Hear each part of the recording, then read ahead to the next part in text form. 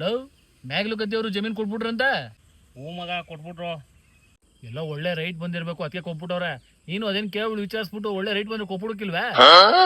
ಕೊಟ್ಬಿಟ್ಟು ಇರೋ ಹಸುಗಳಿಗೆ ಮೇವಿಗೆ ನಾನು ಗೊಂತ ಮನಿಕನೆ ಏನೋ ಬದುಕ್ಲಿ ಅಂತ ಒಂದ್ 4 ಮಾತು ಹೇಳ್ದವಪ್ಪ.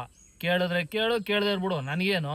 ಅದು ಹಂಗಲ್ಲ ಮಗ, ಕೊಟ್ಬಿಡ್ದು ದೊಡ್ಡ ವಿಚಾರ ಅಲ್ಲ. ನಾವು ಭೂಮಿ ಕೊಡ್ತೀವಿ, ಅವ್ರು ದುಡ್ಡು ಕೊಟ್ಬಿಡ್ತಾರೆ.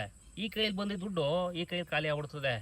ಆದರೆ ಈ ಭೂಮಿಲಿರುವಂಥ ನೆನಪುಗಳು, ನಾವು ಚಿಕ್ಕ ಮಕ್ಕಳಾಗಿದ್ದಾಗ ನಮ್ಮ ಅಪ್ಪ ಅವದಿರು ಇಲ್ಲಿ ಕರ್ಕೊಬಂದು ಊಟ ತಿಂದಿದ್ದು, ಆಟ ಆಡಿದ್ದು, ನಾಟಿ ಮಾಡಿದ್ದು, ಕಬ್ಬು ರಾಗಿ ಎಲ್ಲ ಬೆಳೆದಾಗ ನಾವೆಲ್ಲೇ ಒದ್ದಾಡಿದ್ದು, ಆ ನೆನಪುಗಳು ಸಿಕ್ಕೋಲ್ಲ ತಿರ್ಗಾ. ಜೊತೆಗೆ ನಮ್ಮ ಹಿರಿಕರುಗಳನ್ನ ತಗೊಬಂದು ಹಿಂಗೆ ಹಾಕಿರ್ತೀವಿ.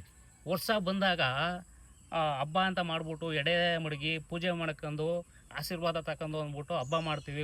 ಎಲ್ಲ ನೆಂಚರೆಲ್ಲ ಕರೆದು ಜೋರಾಗಿ ಹಬ್ಬ ಮಾಡ್ಕೊಂಡು ಖುಷಿಯಾಗಿರ್ತೀವಿ.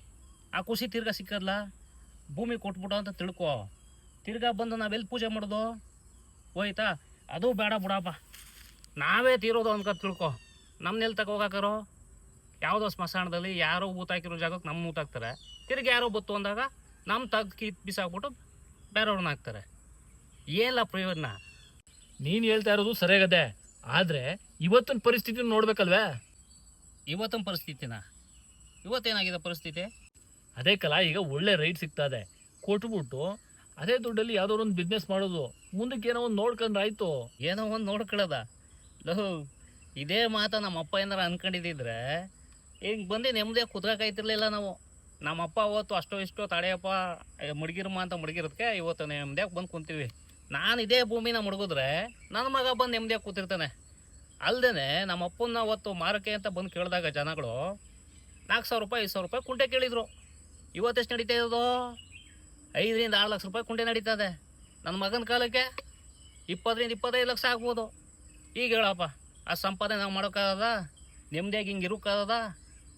ಒಂದೇ ಇದರಲ್ಲಿ ನೆಮ್ಮದಿ ಐತೆ, ಎಲ್ಲಿ ಬೇಕಾದ್ರೆ ಜೀವನ ಮಾಡ್ಬೋದು. ಯಾವುದೇ ಕೆಲಸ ಕೈ ಹಿಡಿದು ಹೋದ್ರು ಭೂಮಿ ನಮ್ಮ ಕೈ ಹಿಡಿತಾಳೆ. ಜೊತೆಗೆ ನಮ್ಮ ಹಿರಿಕರುಗಳು ಪೂಜೆ ಮಾಡ್ಬೋದು.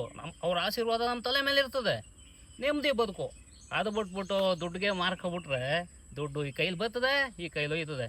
ಆಮೇಲೆ ಎಲ್ಲಿಗೆ ಹೋಗಮ್ಮ? ಅವ್ರ ಕಾಲು ಹಿಡಿಮೆ ಇಲ್ಲ ಭಿಕ್ಷೆ ಐತಮ್ಮ. ಯೋಚನೆ ಮಾಡು ಮಗ. ನೀನು ಹೇಳ್ತಾ ಇರೋದು ಸರಿ ಕಲ.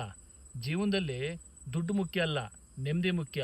ನೆಮ್ಮದಿ ಬೇಕು ಅಂದರೆ ನಮ್ಮ ರೈತರು ಯಾವುದೇ ಕಾರಣಕ್ಕೂ ಭೂಮಿ ಮಾರಕ್ಕೆ ಹೋಗಬಾರ್ದು. ಹೌದು ಸ್ನೇಹಿತರೆ, ನಮ್ಮ ಹಿರಿಯರು ನಮಗಾಗಿ ಕಷ್ಟಪಟ್ಟು ಸಂಪಾದನೆ ಮಾಡಿ ಉಳಿಸಿ ಹೋದಂತಹ ಭೂಮಿಯನ್ನು ಕಳೆದುಕೊಂಡರೆ ಮತ್ತೆಂದೂ ತೆಗೆದುಕೊಳ್ಳೋದು ಸಾಧ್ಯವಾಗುವುದಿಲ್ಲ. ಆದ್ದರಿಂದ ಕಷ್ಟನೋ ಸುಖನೋ ನಮ್ಮ ಭೂಮಿಯನ್ನು ಉಳಿಸಿಕೊಳ್ಳೋಣ, ನಮ್ಮ ಮುಂದಿನ ಪೀಳಿಗೆಗೋಸ್ಕರ.